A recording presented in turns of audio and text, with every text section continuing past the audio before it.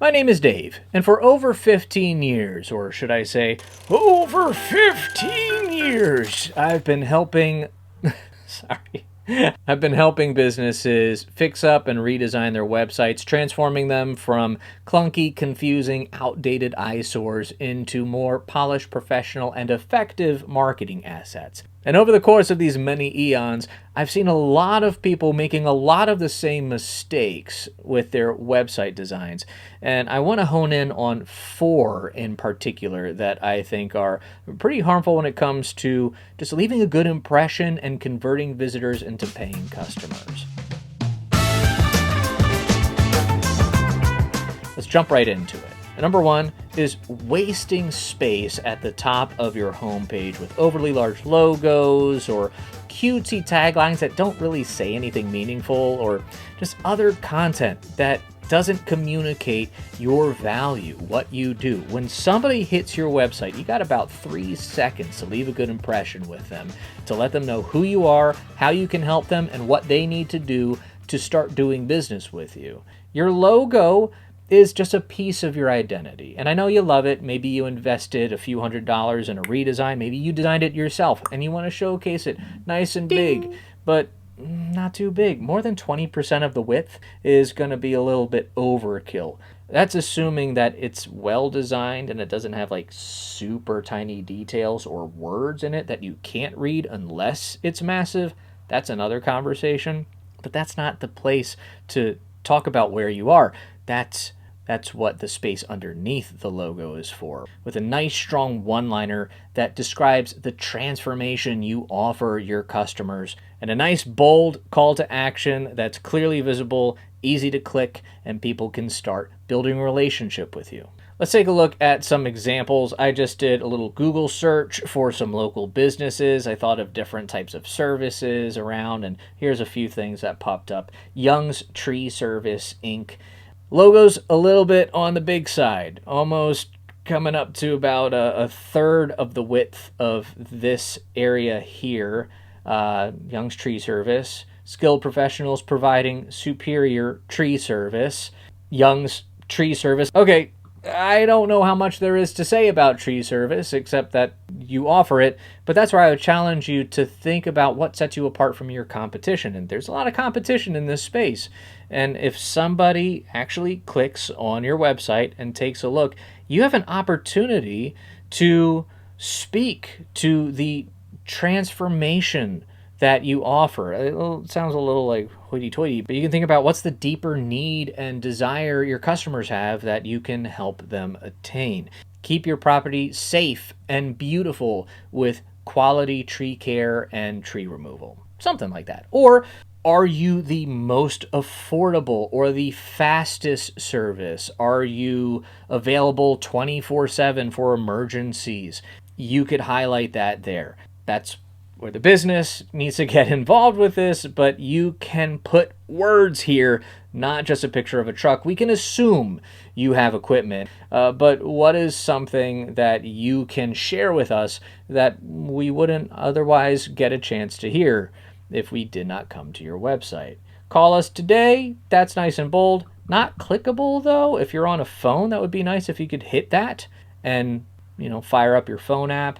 And it's not until you get down here that you actually start to get to some of their distinctives and the actual tree care, trimming, removing trees, manicure trees, remove and grind. This is stuff that we should be putting more at the top of the page. Let's take a look at another website, JRB, jacksrbetter.com. Made in the USA. What's made in the USA? I'm assuming it's this stuff down here in their shop. Ultralight backpacking quilt, camping quilt. Do you make these, or are you selling things that somebody else made? I'm not really sure. I clicked on the About Us page earlier. Didn't read it because that's way too much text, but I saw it down here in this little graphic here. Jacks Are Better quilts and hiking gear. That would have been perfect right here in this spot. Outdoor quilts and hiking gear. That would have given us a jump start at understanding what it is you do, what your website and your business is about. Let's move on to another one. Bucks County Alive. Fall is in the air. All right, so this is what I was talking about, like cutesy, meaningless content. The crunch crunch of leaves under the feet are starting to arrive. Crisp mornings make us hungry for apple cider donuts and pumpkin picking. Plenty to do around here to celebrate the season. Gross. Just say Bucks is better in the fall. Download our fall guide. Like, there's way too much stuff to click, and I'll get back to this in just a second. Let's take a look at one more website.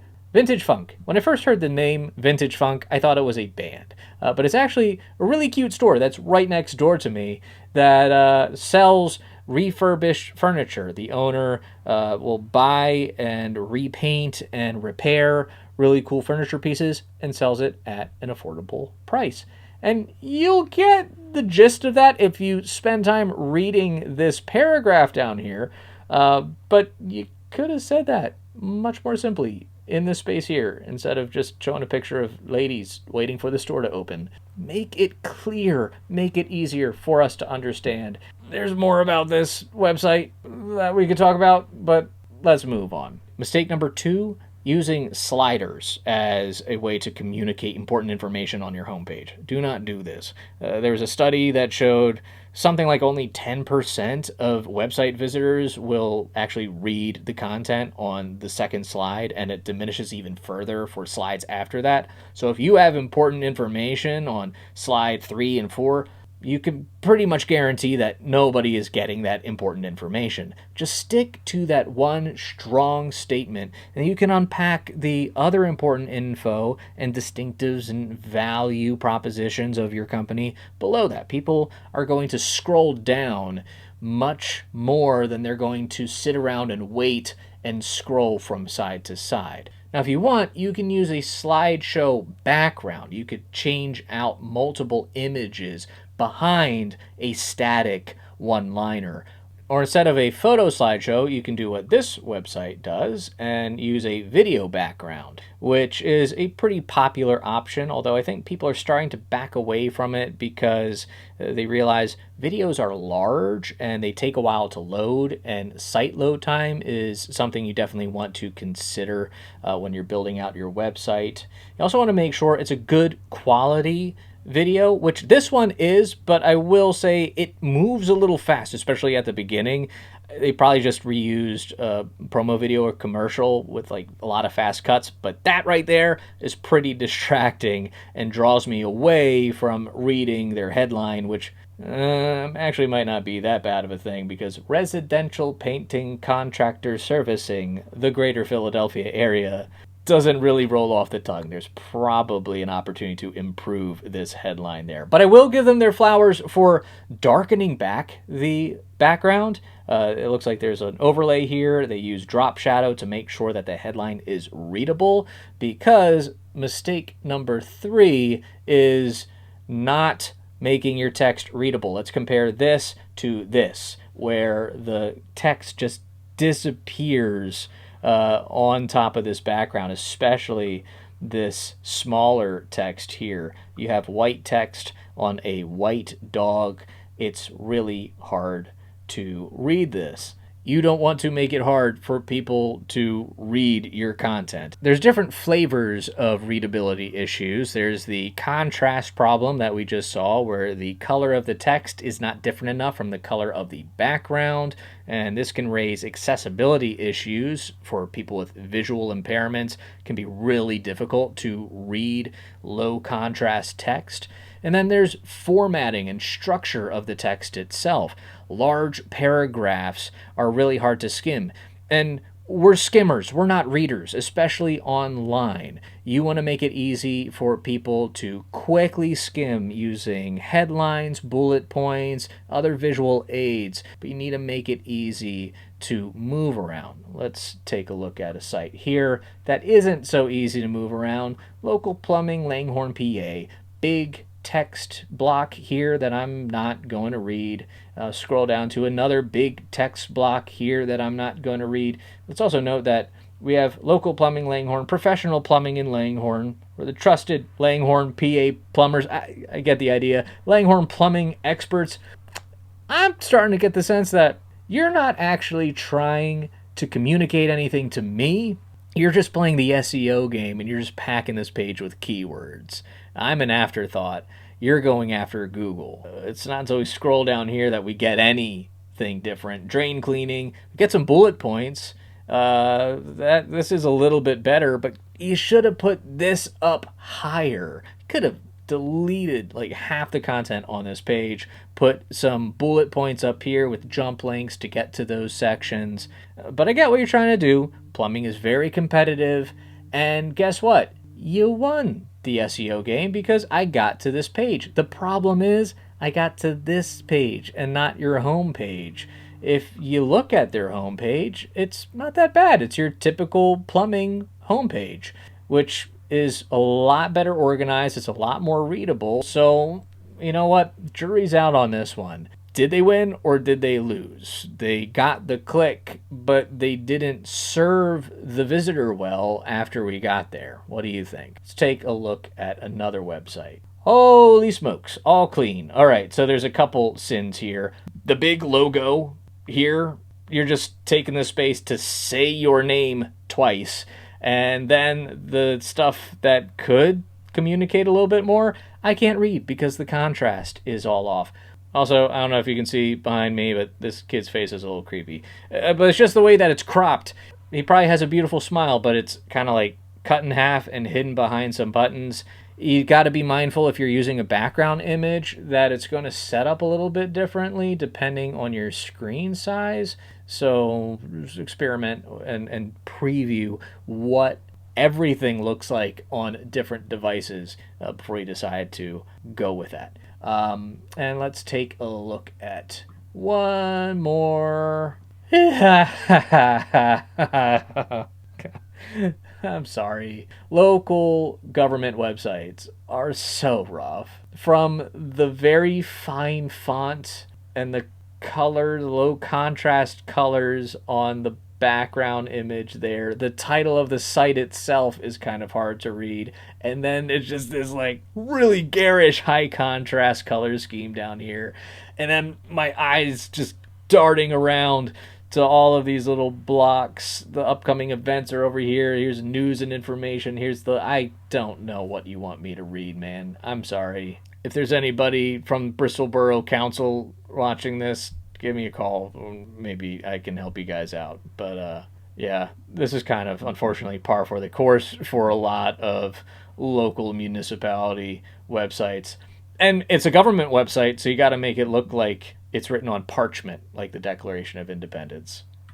Moving on. Mistake number 4, including too much irrelevant information and not enough relevant information, the stuff that people are actually looking for. I mean, we just saw one example of just a lot of gobbledygook, just packed with keywords, didn't really communicate anything. Let's take a look at another offender. We're actually going to go back to the painting website, which, you know, it's all nice and beautiful. The content itself leaves a little something to be desired, but veteran owned right here. That's cool. That is veteran owned, but I don't really care about that yet. That's a great little perk that you can include somewhere, but we're just like, we're a painting company. We're veteran owned.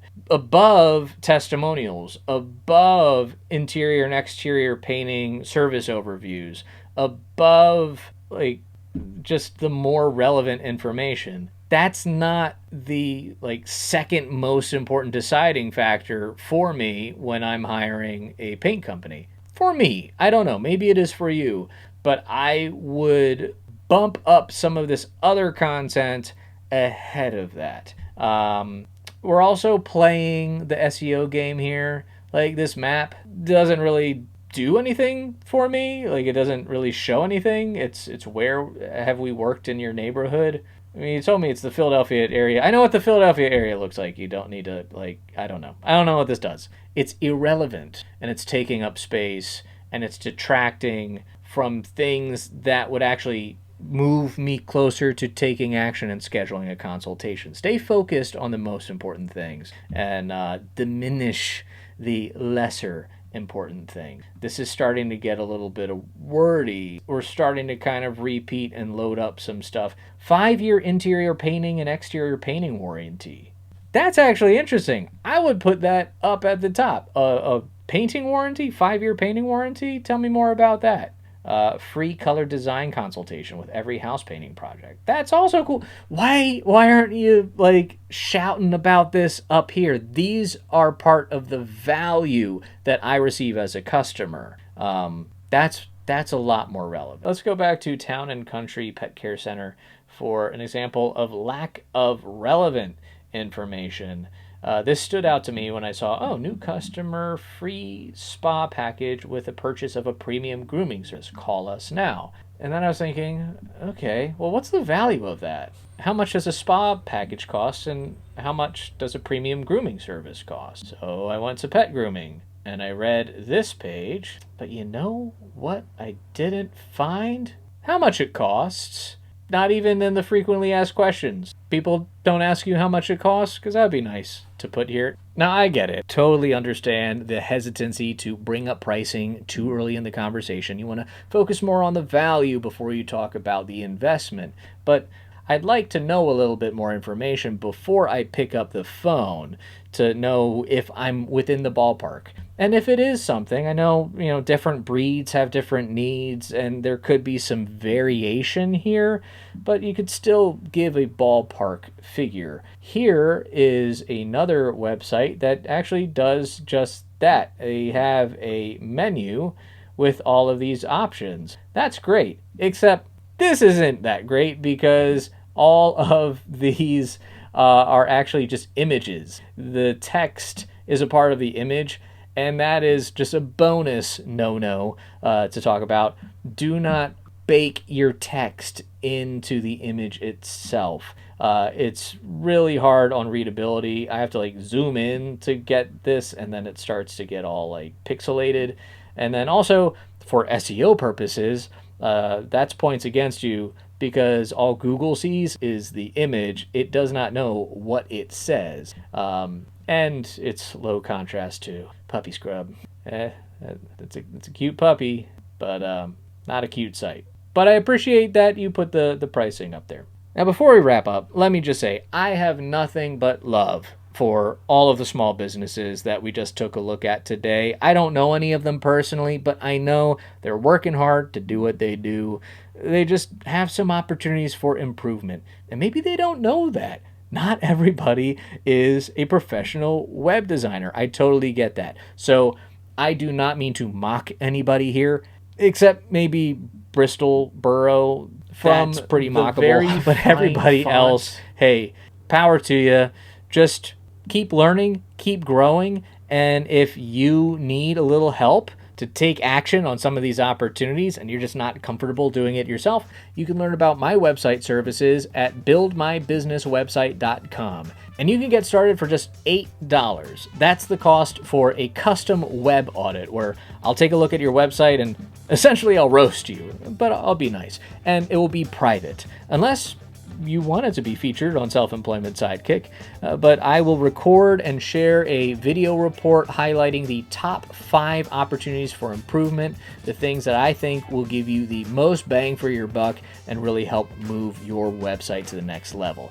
And if you need help implementing those recommendations, I can assist with that as well. Get started at buildmybusinesswebsite.com. And if you're interested in more general tips, tricks, tools, reviews, interviews, encouragement to help you along your self-employment journey, be sure to subscribe to this channel and check out selfemploymentsidekick.com, where you can reach out and let me know if there's anything I can do to help you keep your business moving in the right direction.